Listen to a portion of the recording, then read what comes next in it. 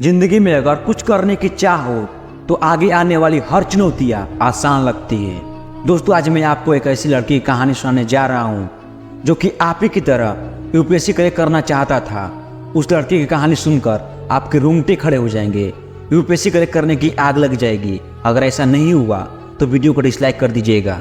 अगर वीडियो अच्छा लगे तो वीडियो को लाइक करके चैनल को सब्सक्राइब कर दीजिएगा। प्रदीप नाम का एक लड़का बिहार के छोटे से गांव से बिलोंग करता था। उसके पिताजी बहुत गरीब थे। एक छोटे से पेट्रोल पंप पर पेट्रोल भरने के काम किया करते थे और पेट्रोल पंप पर दिन भर कड़ी धूप, बरसात और ठंड में काम करने का क्या दर्द होता है इनके पिताजी अच्छे तरीके से समझ रहे थे।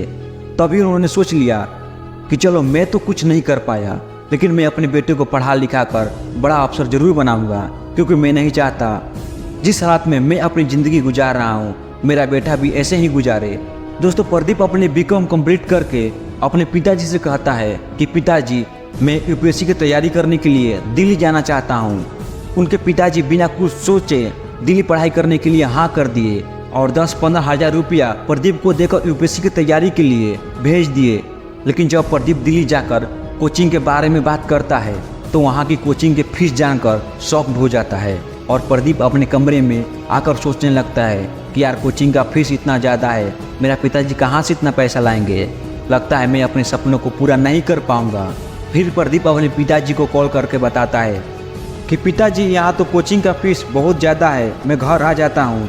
तब उनके पिताजी, प्रदीप बेटा क्या हुआ, कितना फीस है? तब प्रदीप ने बोला, पिताजी यहाँ कोचिंग का फीस 1.5 लाख रुपया है, रूम रेंट, रहना खाना पीना, कहाँ से आएगा इतना पैसा?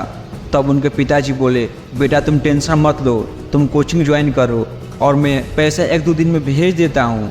प्रदीप को पता था कि पिताजी के पास इतना पैसा नहीं है तो कैसे भेजेंगे, लेकिन 1 से 2 दिन में उनके पिताजी ने सच में सारे कोचिंग के फीस भेज दिए। तो प्रदीप हैरान हो गया कि पिताजी इतने पैसे कहाँ से लाए।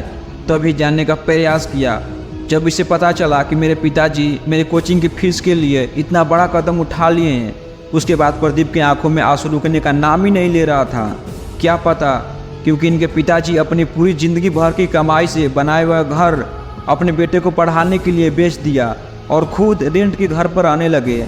इसके बाद प्रदीप का नींद, चैन सब कुछ उड़ गया और उसी वक्त अपने आप से प्रण लिया, जब मेरे लिए पिताजी इतना बड़ा त्याग कर सकते हैं तो मैं आज वादा करता हूँ कि मैं अपनी तैयारी में कोई भी कमी नहीं आने दूंगा और बहुत जल्द पिताजी के लिए एक महल बनवा दूंगा। फिर उसने दिल्ली के बाजीराव कोचिंग ज्वाइन करके खूब मेहनत करने लगा, क्योंकि उसके मन में सिर्फ और सिर्फ अपने त्याग और भरोसा दिख रहा था और वही सबसे बड़ा उसका मोटिवेशन बन गया। अपने पहले ही प्रयास में यूपीएससी प्री क्वालिफाई कर गया और प्री क्वालिफाई करते ही मेंस के लिए टूट पड़ा। दोस्तों, प्रदीप का मेंस एग्जाम बहुत ही नज़दीक था और इसी समय इसकी माताजी बीमार पड़ गई और हॉस्पिटल में एडमिट हो गई। लेकिन प्रदीप के पिताजी अपने बेटे को भनक तक नहीं होने दिए कि माँ की तबीयत खराब है। तो जब प्रदीप मेंस एग्जाम देकर घर आया तब पता चला कि जब वो एग्ज़ाम की तैयारी कर रहा था तो उसकी माँ हॉस्पिटल में एडमिट थी। तब प्रदीप ने अपनी माँ से कहा, माँ आपने बताया क्यों नहीं? पिताजी, आपने क्यों नहीं बताया? तो प्रदीप की माँ कहती है, बेटा उस दिन अगर मैं तुम्हें बता देती तो शायद तुम पढ़ाई ठीक से नहीं कर पाते, तुम्हारा सारा ध्यान इधर उधर रहता, फिर तुम्हारे पिताजी का सपना कैसे पूरा होता। इतना बात सुनकर प्रदीप की आंखों में आंसू आ गए।